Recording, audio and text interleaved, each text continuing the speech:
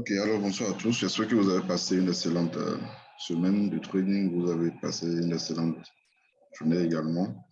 Alors, on va revenir un peu sur les plans de la semaine passée, bon, les plans du dimanche passé.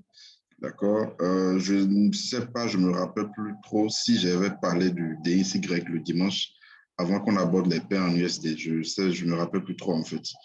Mais si je n'en avais pas parlé au cours de la semaine, c'est ça qui a joué surtout sur presque toutes les paires en USD dont on avait fait l'analyse. D'accord? Ça a réellement joué dessus parce que le dimanche passé, bon, la semaine passée, on avait parlé de, je crois, hein, on avait parlé de cette tendance haussière sur le dollar et tout. D'accord? Et je vais d'abord lever cette droite mensuelle. Voilà. Et on était quelque part ici. On était dans cette configuration, d'accord? Dans ce range-là, le marché faisait du surplace et tout. En fait, voilà, on a eu impulsion, correction, impulsion, correction, impulsion, correction, impulsion, correction sous forme de conso, d'accord? Et puis, paf, ça corrige réellement. Alors, cette zone-là, c'est la zone des 50-61 Fibo. D'accord? Et si je vais sur le dollar, sur l'euro-dollar, vous allez voir que c'est exactement la même chose, c'est-à-dire l'inverse, quoi. Donc, la semaine, on a eu une forte accélération baissière sur le dollar et cette accélération baissière a été freinée sur les 61,8 exacts de Fibo, ici, ce qui coïncidait avec le support haussier. Bon, en fait, le support haussier qu'on avait tracé au départ, c'était cette droite-là. Donc, c'est-à-dire ça avait été cassé, en fait. Voilà.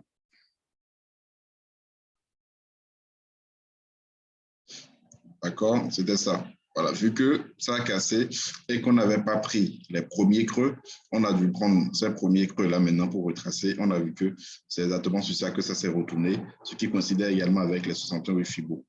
D'accord? Donc, là, on peut dire que c'est le début de la continuation de la tendance haussière que nous sommes en train d'avoir. D'accord? Que nous sommes en train d'avoir. Alors, tout est possible. Hein. On ne peut pas dire, voilà, c'est bon, on a déjà eu le rebond, donc c'est fini. On aura, comment on appelle ça? On aura la continuation à long terme de la tendance, d'accord, haussière sur le dollar et tout. Je ne peux pas confirmer ça, mais techniquement, c'est ce qu'on a quand même. Techniquement, d'accord, on doit avoir cette hausse-là sur le dollar. Donc, on devrait avoir la baisse sur l'euro-dollar, la baisse sur le GBP-USD. En tout cas, les paires dans lesquelles l'USD est la paire, la devise de compte partie et tout, on devrait avoir cette baisse-là et tout. Mais, comme je vous l'ai dit, on peut pas, il n'y a pas de garantie, d'accord, il n'y a pas de certitude à 100% ici. Donc, on va essayer de faire, d'accord, avec l'analyse technique. Donc, je disais tantôt que si je vais sur l'euro-dollar, vous allez voir que c'est pareil sur l'euro USD. Je crois qu'on avait parlé de ça le dimanche passé, l'euro USD, et on était également dans cette configuration, consolidation et tout. Et au finish, d'accord, le prix est parti chercher la zone FIBO qu'on avait définie. D'accord, et ça a cassé cette résistance baissière, mais ça s'est retourné dans la zone FIBO qu'on avait définie. Donc, c'était une vente. D'accord, on avait parlé de cette vente-là. Moi aussi, je ne l'ai pas pris parce que voilà, j'étais beaucoup plus sur le GBP, la UDUSD et puis comment on appelle ça? l'USD4. Voilà. D'accord? Donc, pour la semaine prochaine, d'accord, pour la semaine prochaine, en fait, le truc, c'est quoi? Si je reviens sur le graphique du dollar, si on doit avoir une baisse sur le dollar, il faudrait que, un instant, il faudrait qu'on passe sous ce niveau-là. D'accord? Il faudrait qu'on passe sous les 94, 66 et tout. Il faudrait qu'on passe en dessous. Et là, on sait que bon, voilà, c'est fini. On a eu la cassure. Je ne suis pas aussi. Bon, on aura peut-être un pullback et puis la continuation de la baisse et tout. Mais tant qu'on sera au-dessus de ce support haussier, on peut toujours rester haussier sur le dollar. Donc, ce qui fait qu'on sera baissier, d'accord, sur l'euro-dollar. D'accord? On sera baissier sur l'euro-dollar. Donc, pour l'euro-dollar, ici, ce sera cette zone que vous avez ici. Les 1,15, 1,15,20. Il faudrait qu'on passe au-dessus des 1,15,20, d'accord, pour avoir des perspectives haussières sur l'euro USD. Sinon, là, d'accord, on est baissier. La vente devait être prise depuis la zone, depuis les 50%. D'accord? On peut toutefois aller chercher une entrée en M15. Pour les étudiants, vous savez de quoi je parle. Quand vous ratez une opportunité, vous allez en unité inférieur pour chercher. On peut aller en M15 pour trouver une opportunité pour ceux qui n'avaient pas pris sur les 50 ou bien dans la zone ici. ça peut peut-être donner une opportunité en unité de temps inférieure. Ou, bon, on a aussi ce petit support haussier qu'il est possible de tracer, je crois. Voilà. Donc, c'est même sur ça, d'ailleurs, que c'est en train de faire un rebond. Voilà. Donc, ceux qui n'avaient pas pris la vente sur les 50 dans la zone et tout, d'accord, soit ça casse le support haussier, M15, pour avoir la confirmation de la baisse et tout, ou voilà, on a un petit fibo à l'intérieur ici pour le retour à la baisse. Voilà, donc voilà ce qu'on peut dire pour l'euro-dollar. Donc, pour le plan à la hausse, il faudrait qu'on repasse au-dessus de 15,20. Tant qu'on ne sera pas au-dessus de 15,20, on sera toujours baissier, en tout cas pour le moment sur l'euro-dollar. Voilà. Alors, la paire GBP-USD, on a pris une perte sur GBP-USD. Bon, on ne peut pas parler de perte parce que techniquement, pour ceux qui nous suivent, vous savez bien qu'après 25-30 pips, on fait le break-even. Donc, c'était ce qu'on avait eu en fait ici sur le GBP-USD. Le plan sur le GBP-USD, c'était de prendre une vente sur le rebond de la résistance baissière. C'était un canal et tout, on a parlé de la bande supérieure qu'on devait surveiller et tout. Donc, c'est ce qu'on a eu au finish. On a pris, je crois même que j'ai envoyé ça dans le canal pour tous, le canal Telegram dans lequel tout le monde se trouve. D'accord? Là, on a pris la vente et dans le canal, on a dit qu'il faudrait qu'on ait la cassure de ce support aussi pour avoir la confirmation de cette baisse-là. Parce que, bien vrai, on a eu le rebond, mais ça ne veut pas aussi forcément dire que voilà, c'est fini. On aura une autre phase d'impulsion baissière comme ce qu'on a eu ici, comme ce qu'on a eu ici et comme ce qu'on a eu ici. Voilà, pareil en bas ici. Parce que vous allez voir, dans le passé, GBP, ce n'est pas facile. Vous voyez, ici, on a eu ce support haussier. Et cette résistance baissière, du moins, on a eu la cassure, ça a fait de surplace pendant un moment. Après, ça a réintégré, ça a chuté. On a mis ça sur ce sommet. Vous voyez, ça casse, ça réintègre, ça casse. Bon, en fait, on avait un support haussier ici qui a été cassé, pullback, avant de réintégrer. D'accord? On met ça ici, ça casse, ça fait de surplace, et puis paf, ça réintègre. Et au finish, on met ça ici, comme ce qu'on a eu ici, ça casse maintenant, et là, ça part. Alors, c'est parti, comme je vous l'ai dit, parce que voilà, le dollar était en train de faire une grande correction. Donc, c'est cette correction du DXY, d'accord, qui est représentée par cette bougie que vous avez ici. La corrélation n'est pas très directe avec le GBP, mais beaucoup plus avec l'euro-dollar. Je crois que j'avais déjà parlé de ça la dernière fois. Donc, ici, au finish, le prix s'est heurté à cette droite, d'accord, la bande supérieure de ce biseau, si on peut dire, voilà, de ce biseau ici, et puis là, c'est en train de chuter. Alors, on ne va pas trop se précipiter, puisque, bon, ici, on est sorti sur le BE et tout, bon, là, c'est parti, donc, il fallait vraiment être prudent et tout. Donc, il n'y a plus de position actuellement sur GBP-USD. Maintenant, si on doit toujours chercher la baisse, d'accord, selon moi, il faudrait qu'on réintègre carrément la droite qui avait été cassée. Sinon, le prix peut casser ce support aussi et revenir sur la droite, faire un pullback et repartir. Donc, tant qu'on ne réintégrera pas l'ancienne résistance baissière, l'ancienne bande supérieure du canal, d'accord, je ne vais pas rentrer en vente sur le GBP-USD. Il faudrait qu'on réintègre d'abord, sinon, on sera aussi, vu qu'on a déjà eu la cassure, au contraire, ce sera maintenant un pullback pour la continuation du mouvement aussi. Voilà. Donc, en résumé, pour le GBP, il faudrait qu'on réintègre, d'accord, pour qu'on puisse chercher une entrée à la vente sur le GBP-USD. Voilà. Alors, l'USD-CHF. L'USD-CHF aussi, pareil. Bon, là, c'est carrément un range, d'accord? Finalement, c'est un range. C'est tout à l'heure, j'avais tracé ça avant la revue. En fait, le dimanche passé, on avait tracé une petite résistance baissière, on avait caché pullback, accélération. Arrivé ici, paf, ça a réintégré. Et là, le prix est revenu ici. Donc, au finish, c'est un range que vous avez. Oui, c'est un range. Bonne inférieure, bonne supérieure, bonne inférieure, bonne supérieure, bonne inférieure. D'accord? Là, ça part, ça revient encore sur la bonne inférieure. Donc, là, c'est déjà parti.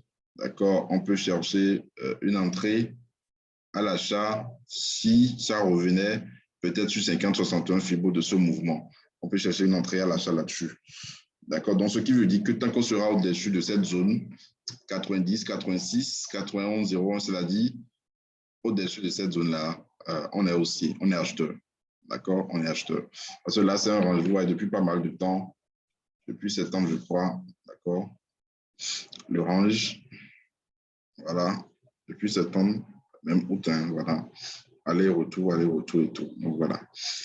Donc, il faudrait que ça ne casse pas le bas pour qu'on puisse chercher à une vente sur les SDCHF avec premier objectif ce niveau, deuxième objectif ici, ainsi de suite. D'accord. Donc, comme je l'ai dit, on ne peut pas acheter ici, il y a trop de parties. Il faudrait qu'on ait une correction, d'accord, pour que ça puisse nous permettre de rentrer à l'achat là-dessus. Voilà. Donc, voilà ce que je peux dire pour l'USDCHF. Le plan là est un peu simple, donc on va suivre ça au cours de la semaine. À part l'USDCHF, vous avez le gold aussi, dont le plan a très bien marché. Le gold, on avait déjà un achat là-dessus depuis la semaine passée, je crois, bien sûr, passée. La semaine passée, parce qu'on est toujours dans cette semaine, la semaine passée, on avait un achat avant la revue du dimanche passé, d'accord, et je disais, voilà, c'était possible de renforcer, parce qu'on avait pris l'achat dans cette zone ici, d'accord, c'était un support, c'était aussi FIBO et tout, 61 FIBO, d'accord, donc au finish, c'est parti, d'accord, donc j'ai tracé finalement ce drapeau, bon, je ne vais pas appeler drapeau, je vais peut-être dire un canal ascendant, d'accord, un canal, parce qu'on est toujours au sein de la tendance et tout. Alors, là, actuellement, voilà, là, actuellement, on ne peut pas prendre, on n'a pas d'entrée dans cette zone-là. Il n'y a pas de point d'entrée, d'accord, propre dans cette zone-là. Soit le prix revient chercher le petit support aussi ici pour nous donner une entrée à l'achat, ou voilà, ça continue, la hausse continue et puis ça revient tester la borne supérieure qu'on a tracée ici. Et pourquoi pas, par coïncidence, cette grande résistance baissière d'Eli. Et là, on pourra chercher une vente là-dessus. Voilà. Donc, pour le gold, franchement, ce ne serait pas du tout bien de chercher à rentrer à l'intérieur en plein milieu ici. Ce ne serait pas du tout intéressant. D'accord? Donc, voilà. Quelqu'un avait posé une question sur le gold tout à l'heure avant la revue. Je ne sais pas s'il est connecté. Je ne sais pas. Je vais voir. Bon, je ne crois pas. Je ne sais pas s'il est connecté. Je ne pense pas. OK.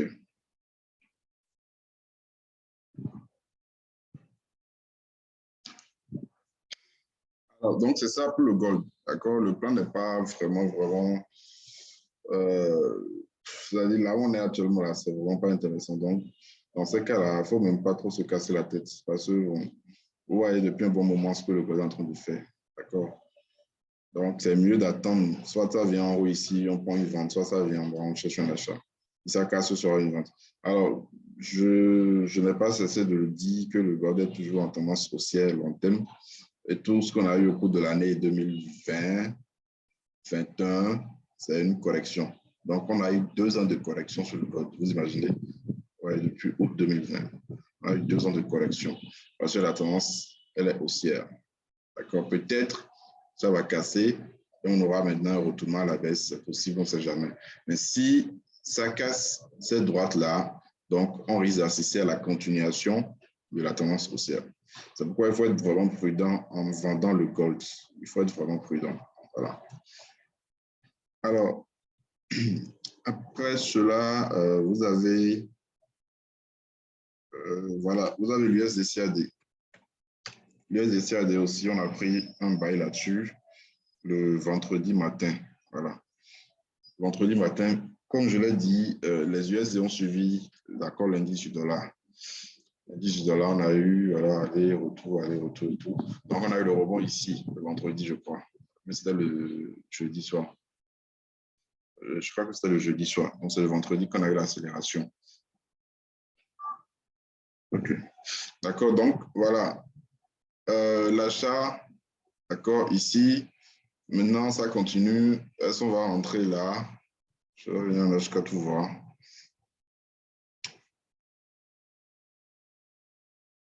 Voilà, on a pris l'achat le vendredi, d'accord, ici.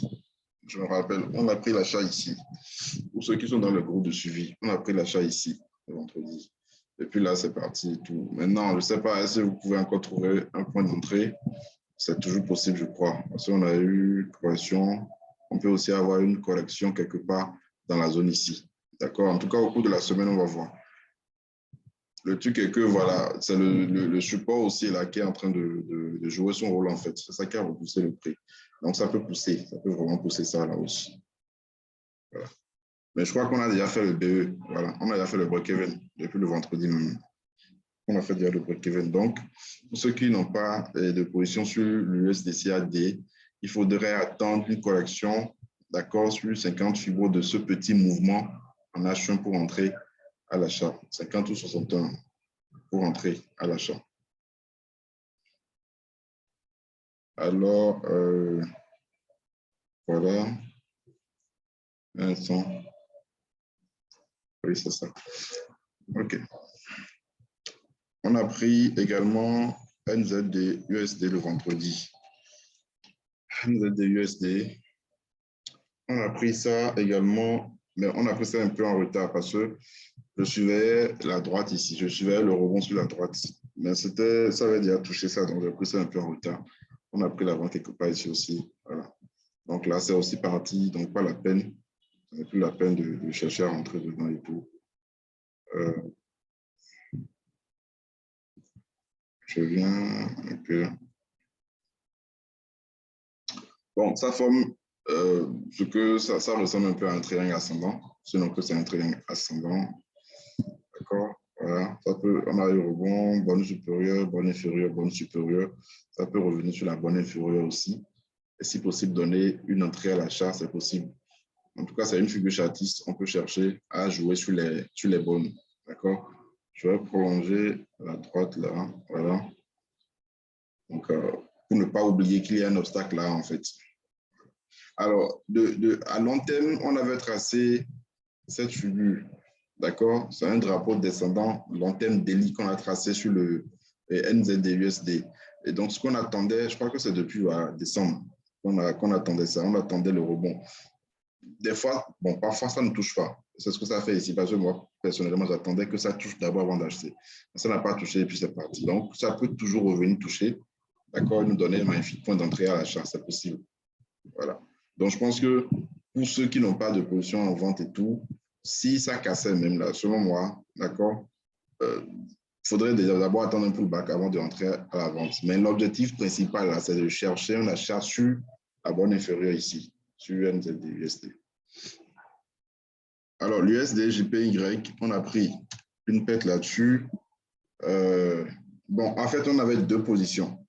La deuxième position, normalement, c'est toujours ouvert parce que, bon, sur la première position, j'ai mis le stop loss, mais la deuxième position, je l'ai laissé. Je l'ai laissé, c'était sur 61,8 en fait, voilà. La première position était prise sur les 50, la deuxième position sur les 61,8 et c'était un buy limit. Donc, les 50% ont touché le stop, les 61,8 ont été déclenchés, puis c'est parti au finish. Bon, mais maintenant, le truc, c'est que est-ce que ça va durer? Est-ce que la hausse va durer? Parce que voilà, on a quand même eu la cassure de ce support aussi et tout.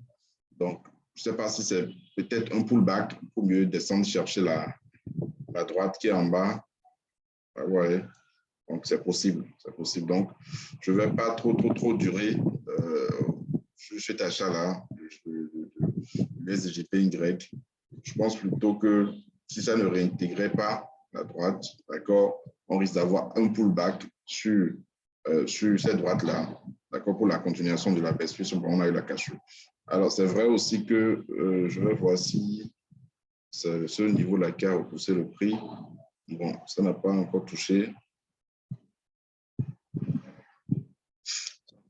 Donc, c'est possible. C'est possible qu'on assiste au pullback ici, que ça revienne ici avant de repartir. Comme ça peut casser et venir chercher la bonne inférieure du canal. Alors, voilà ce qu'on va faire. Je vais voir en H1.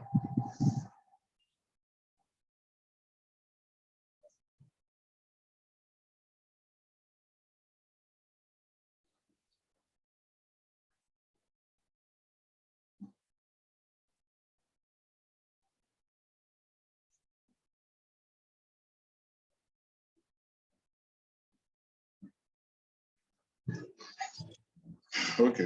Donc, c'est ça, en H1. Donc, je crois que ce serait vraiment bien d'attendre. Si ça venait dans la zone, d'accord, on aura une très bonne combinaison, pullback, Fibo, pour entrer à la vente. D'accord, à moins que ça réintègre, que ça casse les 50%. Sinon, c'est possible de rentrer, de chercher une vente à ce niveau-là, sur l'USDJPY. Voilà. Voilà, il y a aussi eu GBP NZD. GBP NZD. Voilà, on a pris une vente. Bon, j'avais pris ça depuis le lundi, je crois, mais c'est le vendredi que j'ai envoyé parce que j'avais pris une deuxième vente quelque part ici. Mais là, c'est en train de repartir. Toujours est-il que la première vente est toujours là, d'accord? Le prix peut toujours repartir chercher encore la bande supérieure ici avant de redescendre, c'est possible. D'accord, c'est possible. Maintenant, ceux qui n'ont pas de position sur le comment on appelle ça, GBP-NZD, d'accord, je crois que ce serait peut-être ce serait une bonne opportunité si le prix venait chercher la bande supérieure ici. Et je crois que ça va peut-être représenter, parce que je crois qu'il y a une résistance derrière ici. Voilà, il y a une résistance ici. Ça va correspondre, voilà.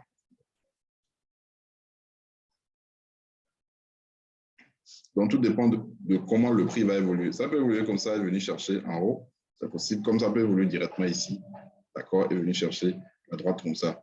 Mais toujours est-il que cette droite-là, il ne faudrait pas l'ignorer. Voilà. Il ne faudrait pas l'ignorer. C'est sur ça qu'on vous a vu comment le prix a tergiversé avant de finalement chuter et tout. Donc, il faudrait vraiment surveiller cette droite-là pour chercher à prendre ce rebond-là sur le GBP NZD.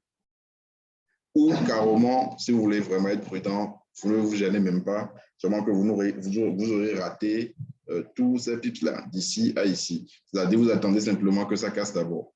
Pour ceux qui aiment les cassures, vous attendez que ça casse le support aussi pour avoir la confirmation. Cassure et si possible, pullback. Parce qu'avec le pullback, c'est un peu plus sûr, en fait. Voilà. Alors, l'US 100. L'US 100, le plan s'est déclenché. Je crois que c'est M. Olivier qui avait demandé ça la dernière fois. Je ne sais pas s'il est connecté. Le plan, c'était d'attendre le prix, d'accord, sur les 61,8 Fibo ou sur les 50%. Bon, c'était déjà sur les 50% le dimanche passé.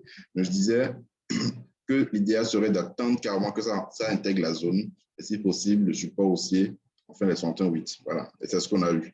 D'accord, on a eu un premier rebond. Là, ça revient encore tester finalement la droite de tendance et puis c'est en train de partir.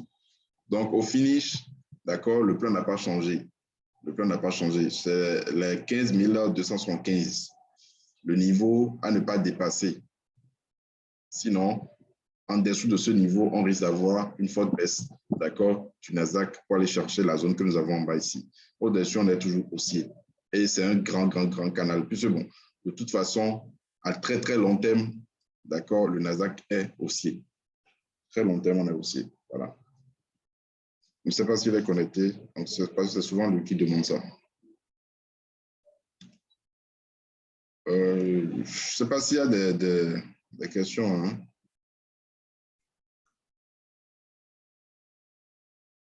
Bon, des paires, je ne sais pas, des paires analysées.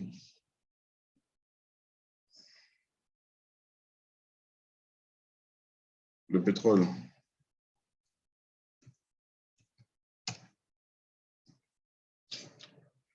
OK. Donc, voilà ce que vous avez sur le pétrole. Je crois qu'on avait analysé ça, je ne sais pas depuis quand. Hein. Mais en tout cas, quelqu'un avait demandé ça quand même lors d'une revue. Et on avait tracé cette droite-là. Je ne suis plus revenu là-dessus. Donc, au finish, ça a cassé la droite.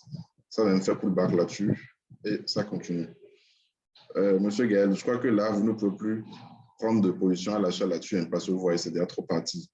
Il faut toujours attendre une correction. Quand vous ratez une accélération comme ça, attendez toujours une correction. Vous voyez, quand ça monte, ça corrige toujours. Ça monte, ça corrige, ça monte, ça corrige, là, ça monte. Donc, attendez simplement la correction avant de rentrer. Maintenant, ici,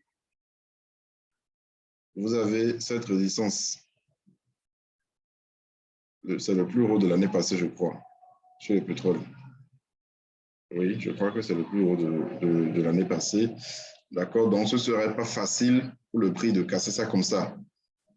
C'est le plus haut annuel, le pétrole, le plus haut annuel 2021. D'accord, donc on risque d'avoir de la résistance ici. Donc ça peut venir ici et redescendre. Donc à surveiller, c'est-à-dire chercher une configuration de retournement, d'accord, pour prendre une vente là-dessus. Ici. Maintenant, si ça casse, vous attendez. En tout cas, toujours, comme je l'ai dit, attendez toujours le pullback dans cette situation-là. Encore que c'est après une forte accélération. Le GBP-JPY, c'est la possibilité de vous montrer des éléments qui précisent un changement de tendance, précisément sur le gold. Sur le gold, changement de tendance, comment? Sinon, là, actuellement, je dirais tout à l'heure que pour le gold, la tendance de fond, elle est haussière. D'accord? La tendance de fond, elle est haussière.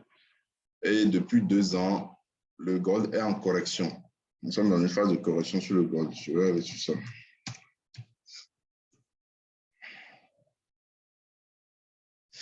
Nous sommes dans une phase de correction. Alors, c'est vrai que la correction ici, on n'a pas réellement de figure de retournement ici pour dire, bon, OK, on va anticiper et tout. Non. D'accord? On n'a pas c'est pas un biseau ascendant, on n'a pas de top, on n'a pas d'épaule, tête-épaule et tout pour anticiper un retournement. D'accord? Mais comme je vous l'ai dit, si vous devez vendre de gold, il faut être prudent parce que à long terme, vous voyez, à long terme, on est haussier. On est haussier depuis pas mal depuis, voilà. Depuis 2015, d'accord, on est haussier, la tendance elle est haussière sur le gold. Donc, tout ce que vous avez eu à partir d'ici, et ça a été accentué par la crise du Covid et tout, d'accord, c'est une correction. Et je disais, si la hausse doit continuer, il faudrait que le prix casse la droite qu'on a tracée ici. Il faudrait qu'on assiste à la cassure de cette droite-là. Là, on peut espérer une hausse et aussi, bien sûr, dépasser ce plus haut-là. On peut espérer la continuation de la tendance haussière. Maintenant, pour le retournement ici, maintenant, on a plusieurs phases parce qu'on a d'abord cette droite et puis vous avez au finish la grande droite qui est en bas ici. Donc, même si ça cassait cette droite-là aussi, attendez, je vais prolonger. D'accord, il faudrait que ça casse aussi ce niveau-là. Sinon, là, actuellement, on est toujours dans la tendance haussière. Maintenant, à court terme, ça n'empêche pas de trader les petites tendances, les tendances intermédiaires, en H4, en H1, M15 et tout. D'accord? Je ne sais pas si vous avez compris. Monsieur Avaris. Donc, c'est ça. Le GBP-JPY. Le GBP-JPY. Bon, pour le GBP-JPY, moi-même, je le surveillais, mais moi, je l'attendais en haut ici, avant la baisse. Je l'attendais ici. Au finish, n'est pas venu et ça a commencé à chuter. Bon, ça peut toujours revenir hein, sur cette résistance. C'est une résistance majeure, en fait. Ça peut toujours revenir. D'accord? Donc, je ne sais pas. Attendez, je vais voir. Là, je suis en délit.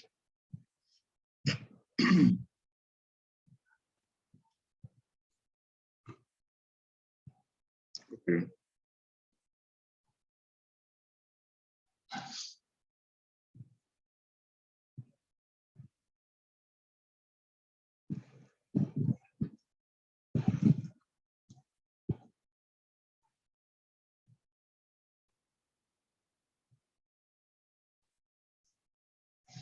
Voilà, ouais, bon, ici, par exemple, c'est une fausse cassure. Ouais, c'est en train de réintégrer et tout. Donc, ça peut revenir sur la grande résistance là, pour qu'on puisse chercher une vente là-dessus. Sinon, là, actuellement, franchement, je peux pas chercher à prendre une vente là. Maintenant, peut-être c'est une opportunité d'achat parce que, voilà, vous voyez, en D1, ça a laissé une mèche. Oui, ça a laissé une mèche. C'est-à-dire, on a eu la cassure en H4, mais c'était une fausse cassure parce que la confirmation au finish, là, c'est en D1 qu'on l'a eu. Donc, ça peut repartir pour qu'on puisse venir chercher la grande résistance 158,30. Voilà.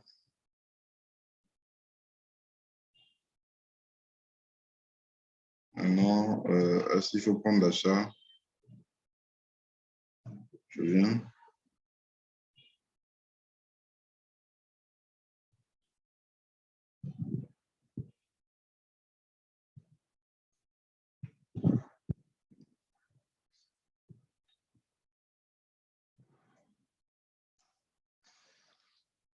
Bon, on peut avoir, comme je l'ai dit, en DM déjà, on a eu une confirmation et tout. Il faudrait attendre la confirmation ici maintenant pour entrer à l'achat. Sinon, moi particulièrement, je ne vais pas rentrer, d'accord? Je ne veux pas acheter le GBP-JPY. Je vais l'attendre totalement en haut ici. Je l'attends sur la grande résistance en haut.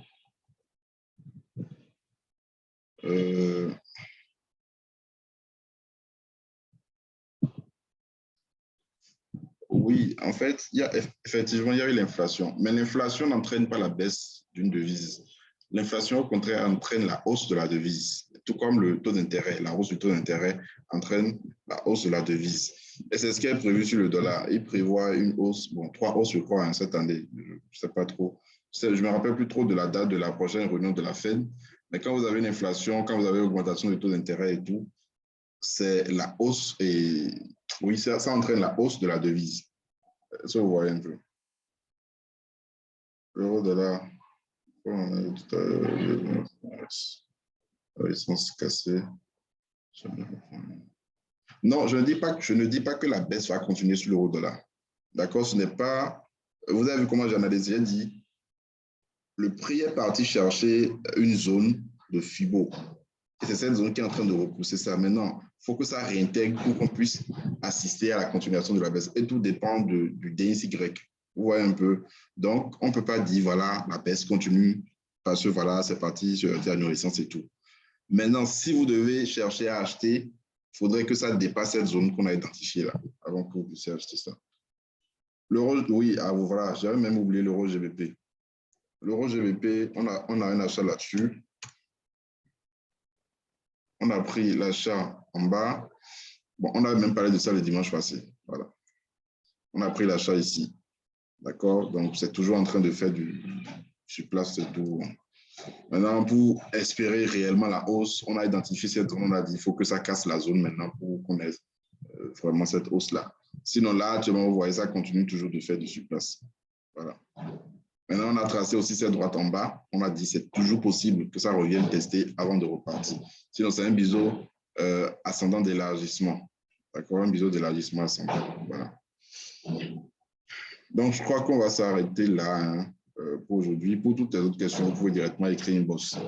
J'avais parlé de la formation la dernière fois. Au final, je ne sais pas concrètement quelle date on va mettre, quelle date on va choisir, mais vous serez informé, d'accord, au cours de la semaine dans le canal. Oui, l'inflation entraîne la hausse d'une monnaie. D'accord? Non. Quand il y a l'inflation, monsieur Gaël, quand il y a l'inflation dans un pays, d'accord, comment on appelle ça? La Banque centrale cherche plutôt à augmenter le taux d'intérêt. Est-ce que vous voyez un peu? La Banque centrale cherche plutôt à augmenter le taux d'intérêt. Et l'augmentation du taux d'intérêt, les taux d'intérêt de refinancement des petites banques, quoi, automatiquement, ça entraîne l'augmentation et ça entraîne la hausse de la devise du pays concerné. Bon, allez revoir la vidéo que j'ai faite sur l'analyse fondamentale. C'est toujours sur la chaîne YouTube. Introduction à